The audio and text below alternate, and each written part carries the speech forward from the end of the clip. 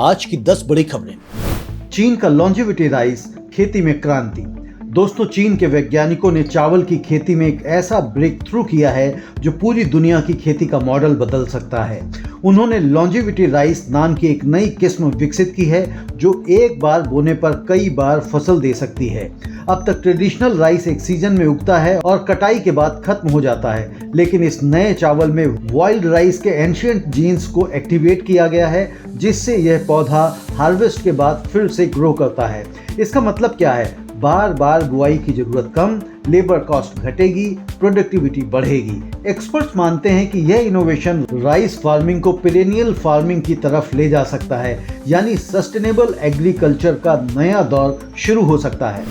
पाकिस्तान के चावल निर्यात में 35% गिरावट, संकट और गहराया। पाकिस्तान के राइस सेक्टर के लिए हालात लगातार खराब होते जा रहे हैं। फरवरी में राइस एक्सपोर्ट्स में 35% से अधिक की गिरावट दर्ज की गई है और यह गिरावट सिर्फ नंबर्स नहीं है, यह पूरे सेक्टर की कमजोरी को दिखाती है। बासमती और नॉन बासमती दोनों के एक्सपोर्ट्स गिरे हैं, एक्सपोर्ट्स अर्निंग भी कम हुई हैं, ग्लोबल कॉम्पिटिटिवनेस कमजोर हुई है। पाकिस्तान सरकार ने सब्सिडीज और इंसेंटिव्स दिए हैं, लेकिन कोई असर नहीं दिखाई दिया। इसका बड़ा कारण है तो डोमेस्टिक प्राइसेस बढ़ गए, स्टॉक होल्डिंग्स बढ़ गया, कॉस्ट स्ट्रक्चर बिगड़ गया। एक्सपर्ट्स साफ कह रहे हैं, अगर प्रोडक्टिविटी, कॉस्ट कंट्रोल और एक्सपोर्ट स्ट्रेटजी में बड़े रिफॉर्म्स नहीं हुए तो पाकिस्तान का राइस सेक्टर और दबाव में जा सकता है। यूएस ईरान युद्ध से भारतीय बासमती एक्सपोर्ट प्रभावित। वेस्ट एशिया में चल रहे यूएस ईरान कॉन्फ्लिक्ट का सीधा असर भारत के बासमती राइस एक्सपोर्ट पर दिखाई पड़ रहा है। एक्सपोर्टर्स का कहना है कि फ्रेट कॉस्ट लगभग दोगुनी हो गई है, वॉर रिस्क इंश्योरेंस बढ़ गया है, शिप रीरूट हो रहे हैं, डिलीवरी डिलेज बढ़ रहे हैं। और इसका असर क्या हुआ? मिडिल ईस्ट शिपमेंट स्लो हो गई हैं, पोर्ट्स पर स्टॉक जमा है, डोमेस्टिक प्राइसेस में करीब 10% की गिरावट दिखाई दे रही है। स्ट्रेट ऑफ हॉर्मुज जो ग्लोबल ट्रेड का सबसे अहम रूट है, वहां डिस्ट्रप्शन ने पूरे ट्रेड फ्लो को हिला दिया है। यह सिर्फ ट्रेड इशू नहीं बल्कि जियोपॉलिटिकल इम्पैक्ट है। पैडी मित्रा चैटबॉट, किसानों के लिए एआई का नया दौर। इंडिया में डिजिटल एग्रीकल्चर का नया चैप्टर शुरू हो रहा है। इंटरनेशनल राइस रिसर्च इंस्टीट्यूट यानी कि IRRI और रिलायंस फाउंडेशन मिलकर ओडिशा में पैडी मित्रा चैटबॉट को एक्सपेंड कर रहे हैं। यह एक व्हाट्सएप बेस्ड AI टूल है जो फार्मर्स को रियल टाइम सलाह देता है। Nutrient management, weed control, nursery guidance, weather alerts. 88 extension workers को ट्रेन किया गया है ताकि यह टेक्नोलॉजी ग्राउंड लेवल तक पहुंचे। इसका बड़ा इम्पैक्ट क्या है? तो स्मॉल फार्मर्स को एक्सपर्ट गाइडेंस मिलेगी, उनकी प्रोडक्टिविटी बढ़ेगी और रिस्क कम होगा। यह इनिशिएटिव दिखाता है कि एग्रीकल्चर अब डेटा ड्रिवन और AI ड्रिवन होता जा रहा है। LNG की कीमतें 3 साल के उच्च स्तर के पास। ईरान के अटैक के बाद कतर की LNG सप्लाई बुरी तरह से प्रभावित हुई है। रास लफान दुनिया का सबसे बड़ा LNG एक्सपोर्ट हब जो कि डैमेज हुआ है और इसके कारण लगभग 17% आउटपुट प्रभावित हुआ है। शिपमेंट्स धीरे हुई हैं और ग्लोबल सप्लाई टाइट हुई है। इसका सीधा असर एशिया पर पड़ा है। India, China, Japan, south Korea सभी कंट्रीज LNG पर डिपेंड हैं और अब प्राइसेस 3 ईयर हाई के पास पहुंच गए हैं। इसका मतलब है कि एनर्जी मार्केट में अनसर्टेनिटी बढ़ गई है और बायर्स अल्टरनेटिव सोर्सिंग्स की तलाश में हैं। हॉर्मुज संकट और चाइना का एक्सपोर्ट शोक।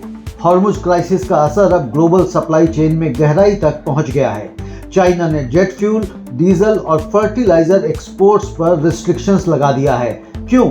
क्योंकि डोमेस्टिक सप्लाई बचाने के लिए इसका ग्लोबल इम्पैक्ट बहुत बड़ा है। इंडिया, वियतनाम, फिलीपींस जैसे देश प्रभावित हो रहे हैं। फ्यूल प्राइसेस बढ़े हैं, फर्टिलाइजर सप्लाई टाइट हुई है। हॉर्मुज से लगभग 20% ग्लोबल ऑयल ट्रेड गुजरता है और डिस्ट्रप्शन का असर हर सेक्टर पर साफ दिखाई पड़ रहा है। एक्सपर्ट्स कह रहे हैं कि यह इन्फ्लेशन और लॉजिस्टिक्स क्राइसिस को और बढ़ा सकता है। हॉर्मुज डिस्रप्शन का असर देखते हैं कि किन किन राज्यों पर पड़ा है। तो हॉर्मुज डिस्रप्शन का असर सिर्फ कोस्टल स्टेट्स तक सीमित नहीं है। तेलंगाना, उत्तराखंड और जम्मू एंड कश्मीर जैसे इनलैंड स्टेट्स भी अब रिस्क में हैं। Pharma, textile, chemicals, engineering goods, इन सेक्टर्स की एक्सपोर्ट्स पर बहुत दबाव बढ़ रहा है। फ्रेट कॉस्ट बढ़ी है, डिलीवरी डिलेज हो रही हैं, सप्लाई चेन डिस्ट्रप्शन है। यह साफ संकेत है कि ग्लोबल क्राइसिस अब पूरे इंडिया की इकोनॉमी को प्रभावित कर सकता है। नैनो फर्टिलाइजर्स और ड्रोन फार्मिंग खेती का भविष्य। इंडिया तेजी से मॉडर्न एग्रीकल्चर की तरफ बढ़ रहा है। नैनो फर्टिलाइजर्स का एडॉप्शन तेजी से बढ़ रहा है। इससे न्यूट्रिएंट एफिशिएंसी बेहतर हो रही है, वेस्टेज कम हो रहा है और यील्ड ज़्यादा निकल रही है। साथ ही ड्रोन टेक्नोलॉजी भी तेजी से अपनाई जा रही है। Seed sowing, crop monitoring, targeted spraying, यह कॉम्बिनेशन एग्रीकल्चर को ट्रांसफॉर्म कर सकता है। इससे कॉस्ट कम हो रही है, प्रोडक्टिविटी ज़्यादा निकल के आ रही है और प्रिसीजन फार्मिंग साफ दिखाई दे रही है। सरकार का लक्ष्य है डिजिटली एम्पावर्ड एग्रीकल्चर इकोसिस्टम को बढ़ावा मिले। पंजाब बना कृषि इंफ्रास्ट्रक्चर का मॉडल। पंजाब अब इंडिया में एग्रीकल्चरल इंफ्रास्ट्रक्चर डेवलपमेंट का लीडर बनता जा रहा है। Cold storage, warehouses, modern mandis और इन इन्वेस्टमेंट से पोस्ट हार्वेस्ट लॉसेस कम हो रहे हैं, फार्मर्स की इनकम बढ़ रही है और सप्लाई चेन मजबूत हो रही है। पब्लिक प्राइवेट पार्टनरशिप इस बदलाव को तेजी दे रही है। पंजाब अब एग्री बिजनेस इन्वेस्टमेंट का हब बन रहा है और बाकी राज्यों के लिए मॉडल बन सकता है। 200 करोड़ रुपए का बनाना क्लस्टर, बड़ा बदलाव। इंडिया में 200 करोड़ का बनाना क्लस्टर प्रोजेक्ट लॉन्च किया गया है और इसका उद्देश्य है बनाना वैल्यू चेन को मॉडर्न बनाना। Processing facilities, cold storage, export linkages. इससे होगा क्या? तो वेस्टेज कम होगी, फार्मर की इनकम बढ़ेगी, एम्प्लॉयमेंट जनरेट होगा। यह प्रोजेक्ट एग्रीकल्चर को ट्रेडिशनल फार्मिंग से एग्री बिजनेस में बदलने की दिशा में बड़ा कदम है। दोस्तों, ये थी आज की 10 बड़ी खबरें, लेकिन सवाल यह है कि क्या हम एक नई ग्लोबल एग्रीकल्चर और एनर्जी ऑर्डर की तरफ बढ़ रहे हैं? अगर आप ऐसी ही डीप एनालिसिस चाहते हैं तो कमोडिटी टुडे को सब्सक्राइब अवश्य करें।